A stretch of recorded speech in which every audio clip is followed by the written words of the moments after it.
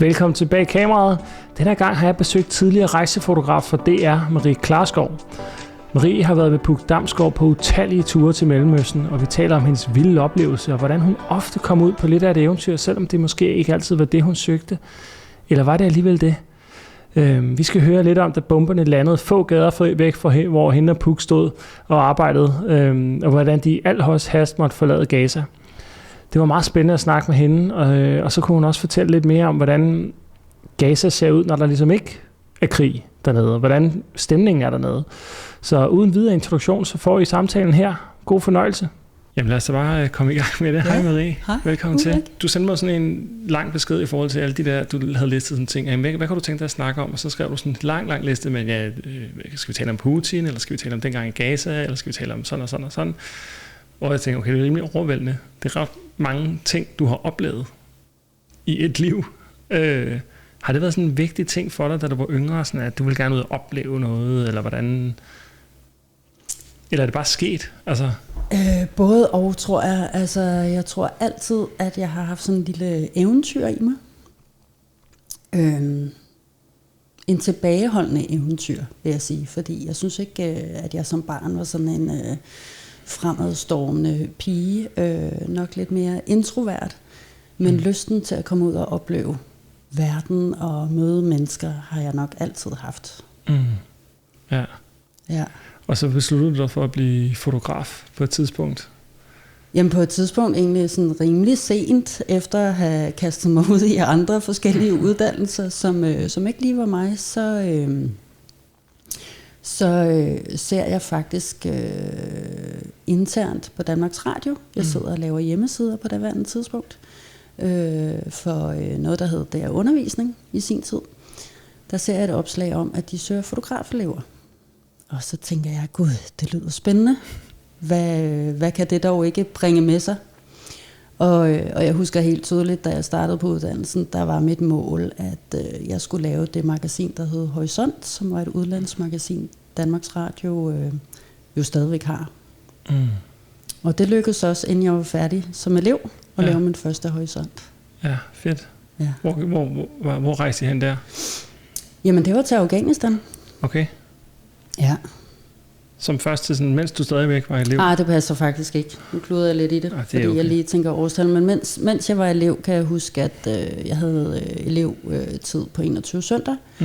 Og der gik min første tur til Litauen, tror jeg, og så efterfølgende Kosovo.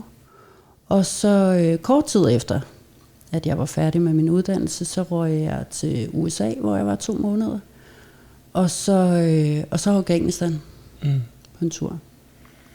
Og altså, har du været tiltrukket af de her sådan krigszoner eller krigsscenarier? Eller er det ligesom bare, er det også bare noget, der ligesom er sket, eller hvordan? Jeg tror ikke, jeg har været tiltrukket af krig. Jeg har egentlig også kun befundet mig i, hvad skal man sige, en sådan krig i Gaza, hvor at der blev skudt med missiler og bombet, mens vi var der.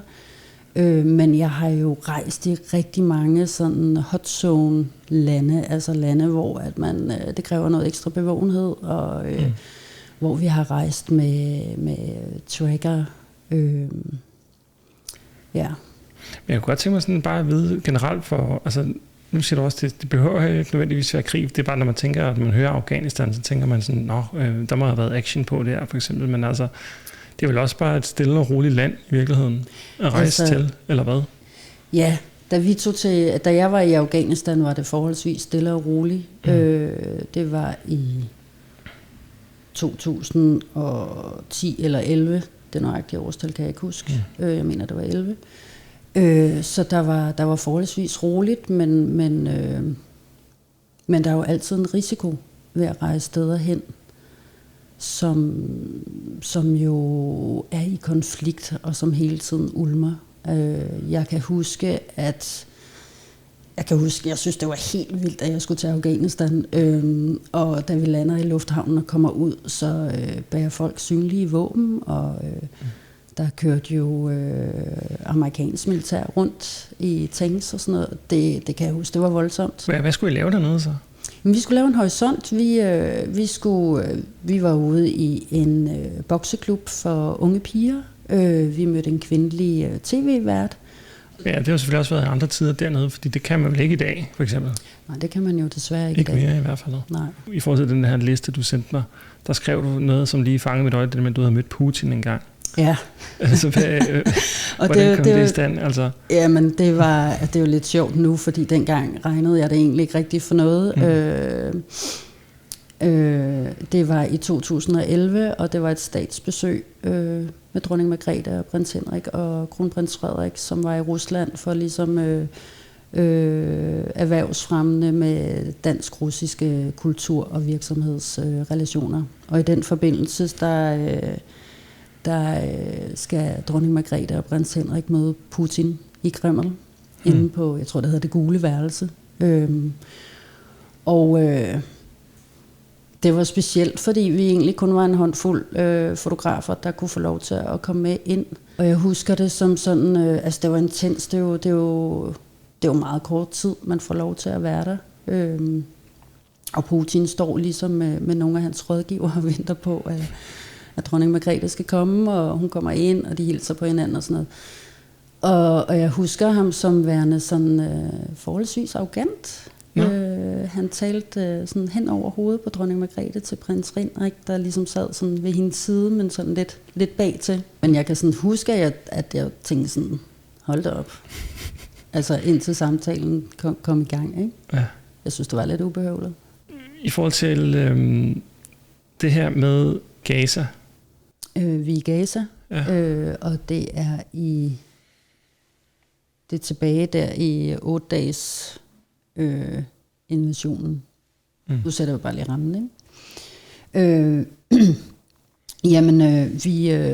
Puk og jeg står sammen med presse for hele verden ude foran et ligehus, og der er jo en masse mennesker, der står og venter på, at deres pårørende bliver båret ud af ligehuset, og de kan køre dem væk, kan få lov til at begrave dem. Og pludselig så bliver pressen kaldt ind i et rum, og jeg får mast mig med ind, og så ligger der et dødt barn på en briks. Og jeg filmer det til dokumentation, men i det jeg står der, ved jeg også bare, at det vil jeg jo aldrig nogensinde tage med i et tv-avisindslag. Men hvorfor egentlig ikke? Altså, hvorfor er det, man i Danmark måske er så bange for at skildre noget, som egentlig er virkelighed? Altså, det er jo den virkelighed, de lever under. Det er rigtigt. Gange. Altså lige her tænker jeg, at... Hvorfor må man ikke vise Danmark det et eller andet sted? Det må man også godt, men jeg tror lige her, der tænker jeg, at det var ren propaganda-tv. Det er også noget bestillingsarbejde. Vi var ligesom sådan taget ind til... lukket ind i det her rum, og jeg stod sammen med presse fra USA og Frankrig blandt andet, og også nogle andre medier, og synes, at det var etisk grænseoverskridende. I hvert fald så vælger jeg at liste ud af rummet og tænke, okay, det er jo vigtig information, men hvordan kan jeg visuelt skildre det på en anden måde? Og det er også fordi, du lugter en eller anden agenda, de har. Jeg lugter også en eller anden agenda, om den er korrekt eller ej. Det er i hvert fald min mavefornemmelse, jeg handler på. Og der var tæt pakket af pårørende udenfor, kvinder, der stod og græd, og det var sådan en rimelig trykket situation. Der holder nogle forskellige biler, og der holder blandt andet en bil, hvor der allerede ligger en kiste inde i, og jeg kan se, at den bil, den er gjort klar til, at der skal nogle flere kister derind. Så jeg tager en chance og sætter mig ind på frontsædet, hvor jeg ligesom kan filme ind i bilen. Og der sidder jeg en rumtid og simpelthen bare venter. Og pludselig kommer familien så også bærende på en barnekiste og lægger ind i bilen. Og det synes jeg var sådan en ret fin måde visuelt at vise. Ja, så kan man det ikke lige så barsk, men til gengæld så viser man sådan lidt mere... Det er mere flere følelser omkring det. Ja. Ja, hvis man kan sige det smagfuldt. Ja, man kan ordet smagfuldt er helt forkert i den her sammenhæng, så det var en... Jeg forstår godt, hvad du mener. Ja. Hvorfor var I Gaza, da der var missiler, der røg? Jamen, det var tilbage i, jeg mener, det var i november 2012, der var sådan en 8 dages krig, kan man vel godt kalde det, eller Israel ligesom invaderer Gaza, og sådan de politiske omstændigheder omkring hvorfor, og sådan noget, vil jeg helst ikke ind på, fordi jeg kan ikke huske detaljerne omkring det. Det er også meget kompliceret område. Men Puk og jeg er i hvert fald nede for, og Puk er jo min daværende kollega og korrespondent i Mellemøsten. Vi er nede for at dække det til DR Nyheder. På begge sider, både Israel og Gaza. Kommer ind i Gaza, er der vel egentlig kun lige et par dage. Jeg husker det som værende meget specielt, fordi at vi på en eller anden måde følte os rimelig sikre som journalister og pressefolk. Vi var jo ikke, hvad skal man sige, i skudzonen eller skudfare. Vi boede på et hotel, blandt andet sammen med Anderson Cooper fra CNN, som havde et kæmpe team med, hvor vi kunne sende live fra og bevæge os rundt med i biler, hvor der stod press oven på taget, og havde selvfølgelig skudsikre vest og hjelm og sådan noget på. Vi laver et indslag fra Hotel Mövenpick, som ligger ud til vandet, som havde en dansk bestyrer på det tidspunkt. Og lige ved siden af, der skyder Hamas faktisk missiler fra. Det var sådan rimelig nervepirrende. Okay. Og mens vi befinder os der, så står jeg udenfor med vores chauffør og en fixer, som er en tolk og arrangerer aftaler og sådan noget på vores vegne. Da vi pludselig hører et missil komme susende, ikke? Altså man kan høre det i luften. Og chaufføren han kaster sig ned på jorden, og jeg løber ind på hotellet, sådan lige ind i receptionen, eller lige, altså når jeg kun lige ind, og så hører man et kæmpe brag, og det første jeg tænker, det er sådan, ej for pokker, der er jo kæmpe glas indgangsparti, altså hvis den der bombe eller missil springer lige her, så flyver glasset jo ind, og jeg står det dummeste sted, jeg overhovedet kunne stå, tænker jeg, ikke? Kommer ud, og så kommer der en kæmpe støvsky. Hvad svarer det til? Det svarer vel til 2 blokke væk fra os, så faktisk rimelig langt væk, egentlig. Men det lyder jo voldsomt. Ja, men det kan du jo heller ikke vide, når du hører lyden. Så ved man jo ikke, det må jeg simpelthen indrømme. Jeg har ikke nogen militær baggrund. Jeg har ikke helt styr på de der ting, så jeg kunne simpelthen ikke høre, hvor langt fra det var. Ja, man kan forestille sig, at chaufføren har jo nok prøvet et lignende scenarie. Han vidste med det samme, at han bare skulle lægge sig ned der, hvor han var. Altså, ja. Men er det en eller anden form for panik, man bliver ramt af, eller hvordan? Jo, der kan man sige, at du har jo ikke et splitsekund at tænke over, hvad du vælger at gøre, og det bedste vil jo være at kaste sig ned, eller søge dækning bag en tyk mur, eller hvad der nu lige er, ikke? Det lyder meget, meget ubehageligt. Også altså svære arbejdsforhold, altså at skulle arbejde under. Ja, men det gør man jo. Ja, altså, men hvad gør I så bagefter? Så siger du, så springer den nogle blokke væk. Okay, fair nok. Men tager du så bare kameraet op? Og så tog jeg kameraet op og filmede. Jeg vil sige, det blev nogle ret rystede optagelser, fordi adrenalinen pumpede jo derudad, ikke? Og det blev håndholdt, og det var virkelig rystede optagelser. Så kan der sidde en nævnyttig producer hjemme i Danmark og sige, hvorfor ryster kameraet så meget? Ja. Det kunne de godt finde på. Altså. Det kunne de sikkert godt finde på, men det hørte vi ikke noget for. Nej, trods alt. Men man kan sige, altså på hotellet, når vi skulle sove om natten, så lavede vi de sikkerhedsforanstaltninger med, at vi tog madrasserne fra sengene og satte op foran vinduet.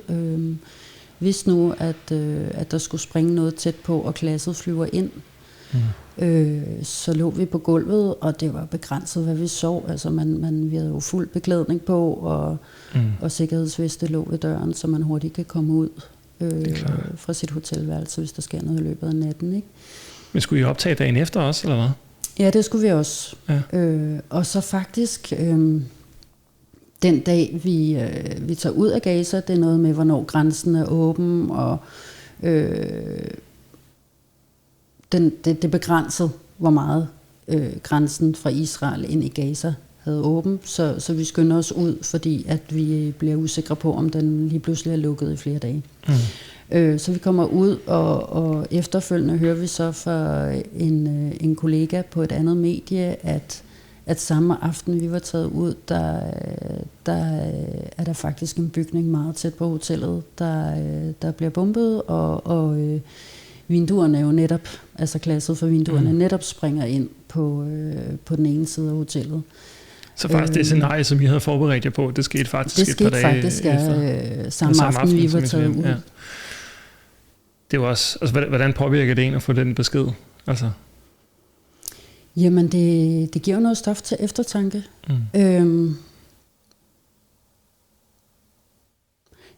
Der sker også et eller andet, jeg tror at jeg har nogle forskellige oplevelser af den slags, hvor at det giver stof til eftertanke, men hvor jeg også tænker, gud, hvor har jeg været heldig. Det kunne lige så godt have været sket, mens jeg var der.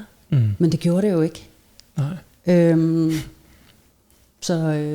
Så får man så lidt mod på noget mere, eller hvad? Jeg tænker i hvert fald, at mine grænser er blevet rykket lidt, fordi det er jo gået godt, og der er jo ikke sket noget. Og jeg kan på nogle af mine rejser, især mange af de første, kan jeg have haft enormt mange bekymringer, inden jeg skulle afsted. Haft mange overvejelser, om jeg havde lyst til at tage afsted. Men fordi vi jo også tager en masse sikkerhedsforbehold, tit og ofte, og jo på de rejser, jeg har været, ikke har søgt, hvad skal man sige, decideret frontzoner, nu er det jo begrænset, hvad jeg har rejst i krig, men at man ikke søger de steder, hvor at der kan opstå noget konflikt, eller man kan være ekstra udsat, eller når man står i en situation, følger sin mavefornemmelse, eller har ekstra øje på, hvad er det, der sker i den her situation, så skynder man at flytte sig, inden der er noget, der ligesom ulmer op. Det er jo faktisk hverdagskost, når man rejser steder, hvor man skal være ekstra bevågen, eller steder, hvor der er konflikter og risiko. Der er det begrænset, hvor lang tid man kan være hvert enkelt sted, når man er ude at filme, ikke? Jo. Så shoot and move, som man siger. Ild og bevægelse. Bare med et kamera i stedet for. Men du skrev også på et tidspunkt, også i din besked, det her med, at du havde været ude et sted, hvor du havde været 5 måneder gravid. Men det var også, altså jeg har været i Gaza 4 gange i min tid som rejsefotograf. Og er der for 3. gang i 2015, hvor at min kollega Puk Damsgaard og jeg, vi skal lave en horisont. Vi havde søgt om tilladelse til at se Hamas' tunneller og deres våbenbeholdning, men det fik vi ikke mulighed for. Til gengæld fik vi mulighed for at filme Qassam-brigaden en aften, hvor de marcherede igennem Gaza City. Vores horisont handlede primært om en 16-årig pige, der hed Karma, og hendes liv på Gazastriben. Om hendes drømme og hendes hverdag under de forhold, som hun nu engang er vokset op under. Ja. Og i 2014 var der en længere krig mellem Hamas og Israel hen over sommeren, som var ret voldsom, og store dele af et stort byområde i det nordlige Gaza stod stadigvæk i ruiner. Så det var vi ude at filme, og folk i Gaza var temmelig frustrerede over Hamas. Det turde de ikke sige for åbent kamera, men de var frustrerede. Generelt, nu har du været i Gaza nogle gange. Altså, hvordan er det at rejse dernede? Altså, hvordan er det at bare opholde sig? Det er så lille et område. Jeg tror, jeg svarer det til Langeland måske. Det må du ikke holde mig helt op på, men det er jo meget begrænset område, så det er jo meget, meget tæt bebygget. Det er stenet og støvet, og der er meget skrald mange steder. Men når man kommer ind i Gaza City, så er det jo også en by med små parker, og hvor at familier spenderer deres aftener om sommeren, og der er en strand, hvor der er rigtig mange mennesker og liv om aftenen. Nogle er nede med deres heste, og folk bader, og der er restauranter, og god mad, og musik og glæde, og lige pludselig så kører der en bryllupskaravane igennem gaderne, og der bliver dyttet og huet, og høj musik, og legende børn, og fantastiske grøntsagsmarkeder, og imødekommende mennesker, nysgerrige mennesker. Jeg ved om det også, det er vel ikke, jeg tror hvis man tager ned i dag, så ser det måske ikke sådan der ud. Det tror jeg desværre ikke, nej. Desværre ikke. Men lige præcis det synes jeg faktisk var et interessant billede lige at få, og så også får man en forståelse af, hvad det er for et sted. Altså også hvad det er for nogle omgivelser, du har skulle færdes i, altså når du har arbejdet dernede. Jeg vil sige, vi lavede en dokumentar derfra i 2019, med Puk Damsgaard og Søren Ryge. Og der er vi inde i Gaza City, sådan midt inde i det hele. Der ligger der en kirkegård, en lille park, et frirum, som var det grønneste, jeg nogensinde har set i Gaza.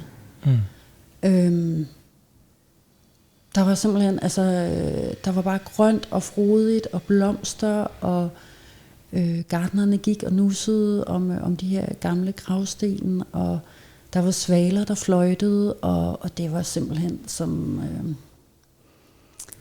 det er sådan en lille oase nærmest. Fuldstændig en lille oase inde i den her hektiske centrum. Og der var stille. Altså man kunne høre svalerne fløjte, og der kan jeg huske, at jeg tænkte, Gud, jeg har været her 3 gange før.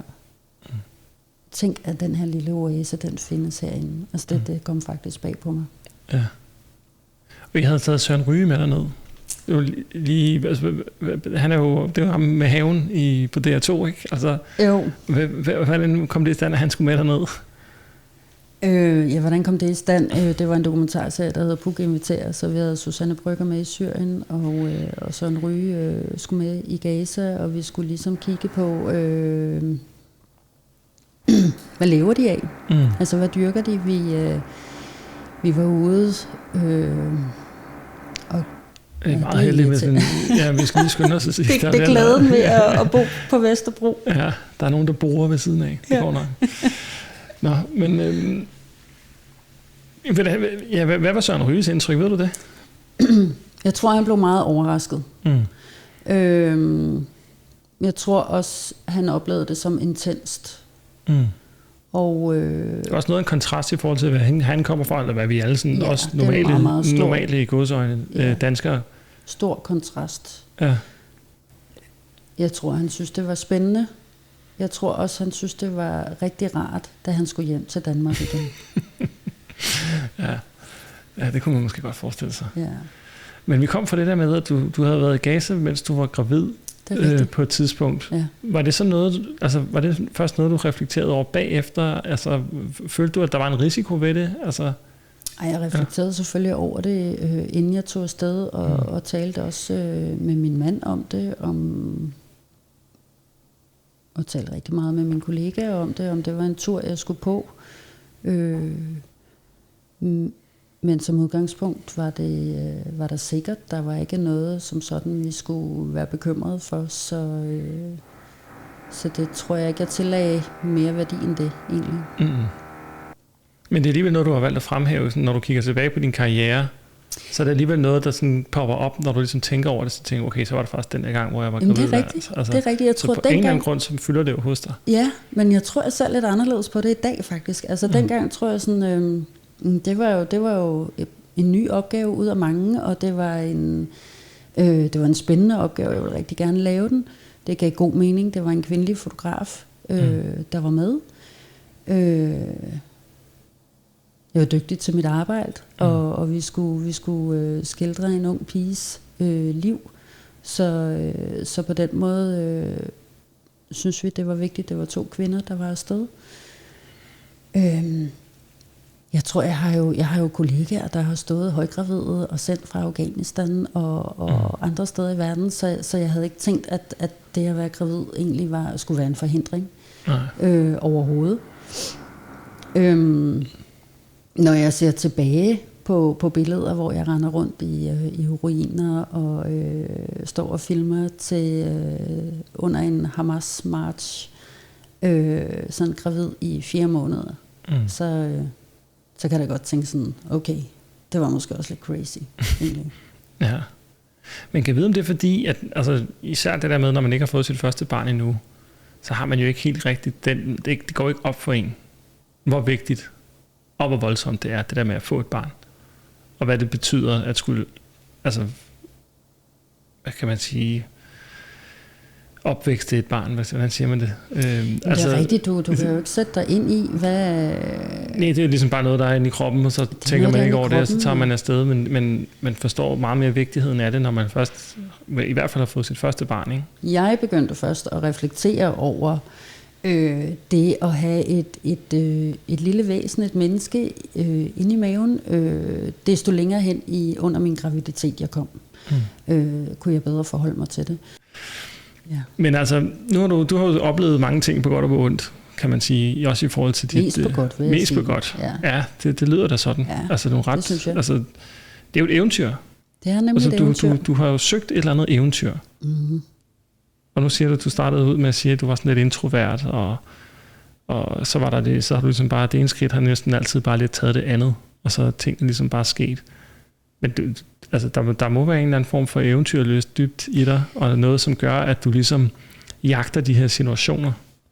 Der er en eventyrlyst, og så er der jo også noget grænsesøgende, kan man sige. Og altså, der er der ingen tvivl om, at et eventyr giver lyst til et nyt, og et mere. Og lige pludselig blev det jo også for mig, gud, hvor mange forskellige lande kan jeg komme til? En ting er min egen personlige gevinst i de eventyr, man jo oplever i sit arbejde som rejsefotograf. Noget andet er jo, at hvad skal man sige, sådan fagligt, der har jeg jo taget min opgave som fotograf alvorligt. Altså min vigtigste rolle har jo været at skildre verden visuelt. Så seerne her hjemme i Danmark har kunne identificere sig med det, de så, eller i hvert fald få oplevelsen af steder, som de jo måske aldrig har en mulighed for at opleve. Skildre de folk, vi har portrætteret, deres liv på en smagfuld og en autentisk måde. Og det tror jeg har været den største drivkraft, egentlig. Måske på lige fod med eventyrene, ikke? Ja, det er klart. Og det er klart, at når man kommer så mange vilde steder hen, så bliver man også sulten på mere. Altså, så får man lyst til at opleve flere steder. Og, En grænse bliver jo ikke bare rykket sindssygt langt. Det er jo hele sådan små ting, man gør, som rykker ens grænser hele tiden. Hvordan har du rykket dine grænser igennem din tid, vil du sige? Jamen jeg tror, altså, der kan tit være noget negativt forbundet ved at rykke grænser, eller sådan, og her ser jeg det som sådan ikke negativt. Jeg tror, at jeg har jo stået og filmet i Gaza en aften under Qassam-brigadens march med deres våben og fuldstændig kampklædte, maskeret. Og jeg husker sådan et køligt blik på mig, og adrenalinen pumpede i situationen. Men jeg var ikke bange, altså, fordi der var ikke noget at være bange for.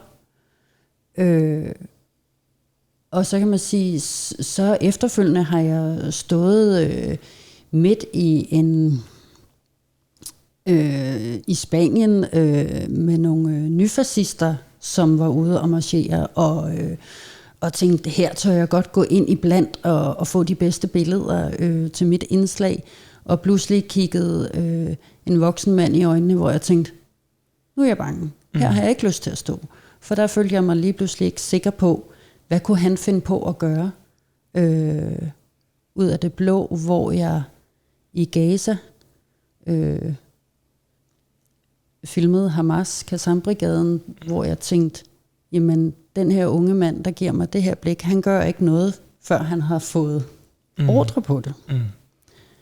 Giver det mening? Ja, så sådan, så stå i noget, eller stå et sted, hvor man tænker, gud, det er vildt, jeg har været i Kabul i Afghanistan, og der er blevet kastet kartofler efter mig, mens jeg har stået og filmet, og sådan, men det er jo gået godt, og herreste Gud. Eller et andet sted, hvor der er blevet råbt skældsord efter mig, nå ja, men så flytter vi os bare. Eller befinde sig i Raqqa i Syrien, og stået og filmet der kort tid, fordi hvad er det, der foregår omkring en? Man skal lige være ekstra opmærksom, og fikseren kommer og siger, nu er det på tide, vi flytter os. Men det er jo gået godt. På den måde tror jeg sådan, at grænserne for, hvor man kan tage hen, og hvad man kan filme, og hvad man kan lave, og har rykket sig for mit vedkommende, så jeg på en eller anden måde er blevet mere modig. Men i kvæg af, at jeg blev mor, blev forældre, så kunne jeg mærke, at der også er grænser for, hvor langt jeg vil gå, for at få de bedste billeder, eller hvad er den rigtige situation. Altså, nu har jeg et ansvar, som ligger ud over mig selv.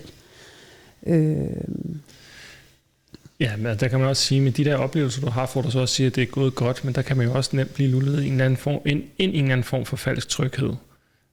Også fordi det er jo ikke, altså, hvilke forudsætninger skal der til, for at det lige går godt, og hvornår skal det lige gå galt, ikke? Altså, det kan der jo være mange ting, som du slet ikke kan styre. Så i virkeligheden er der jo mange ting, der ikke giver mening at gå og være bange for.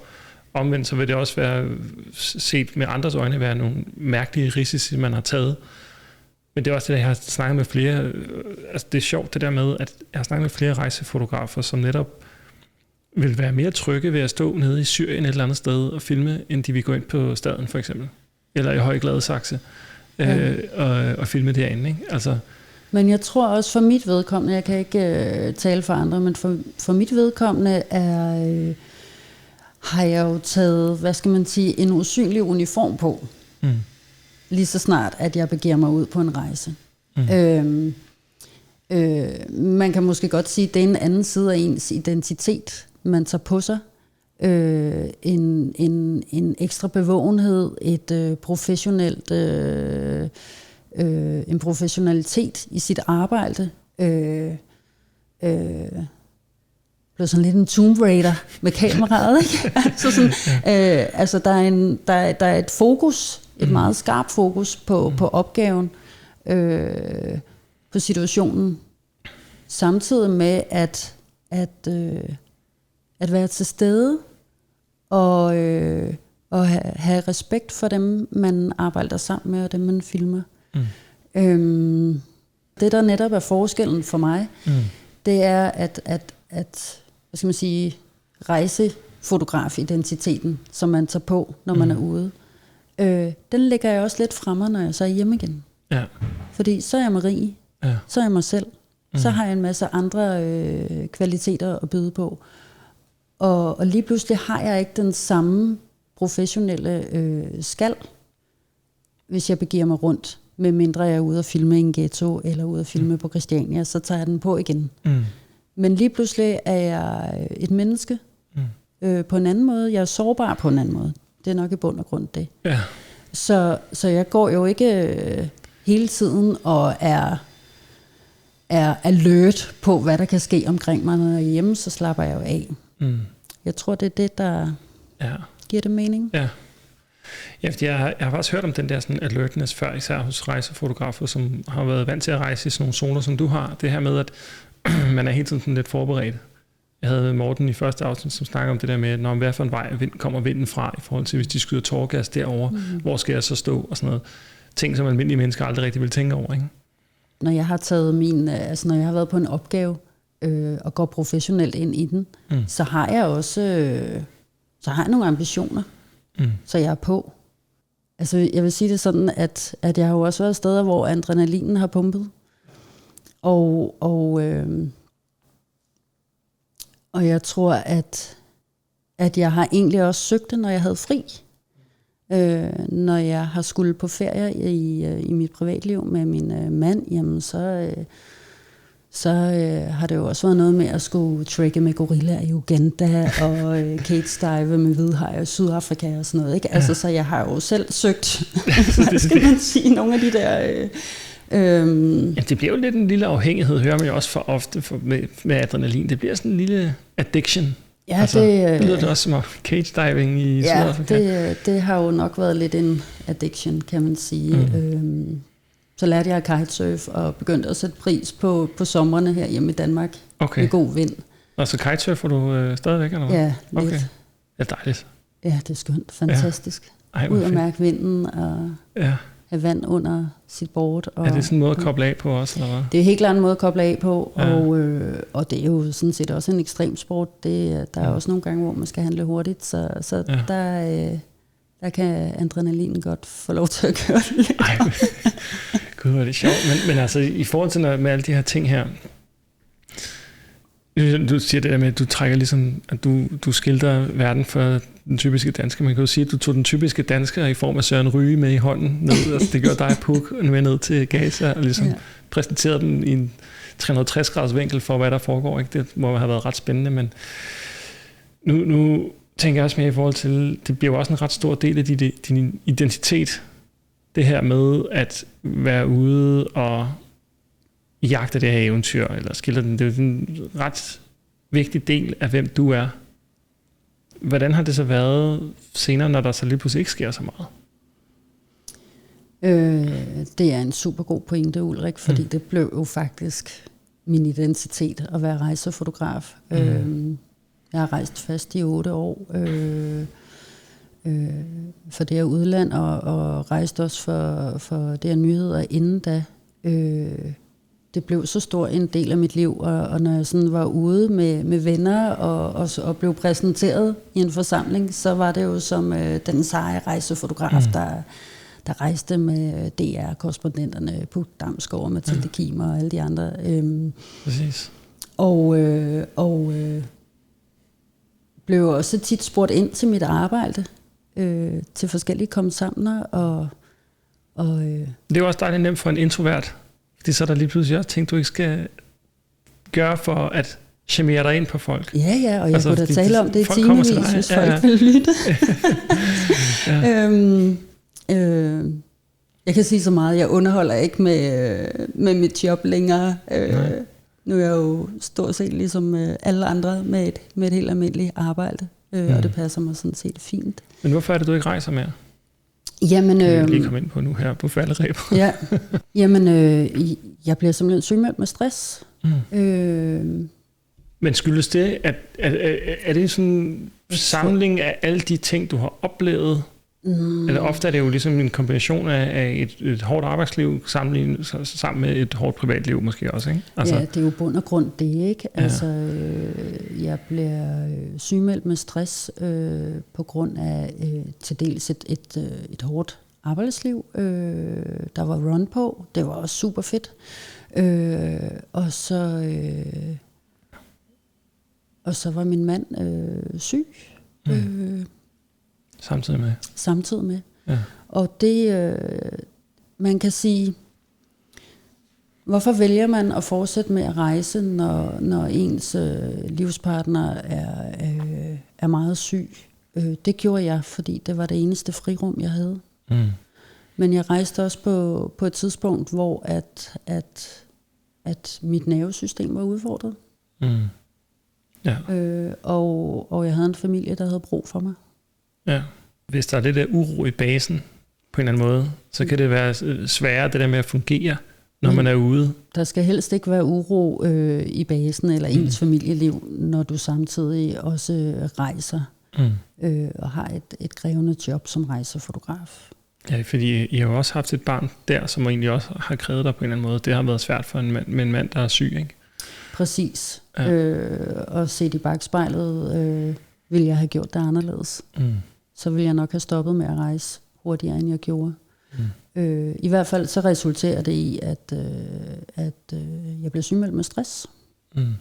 Efter en længere dokumentarproduktion.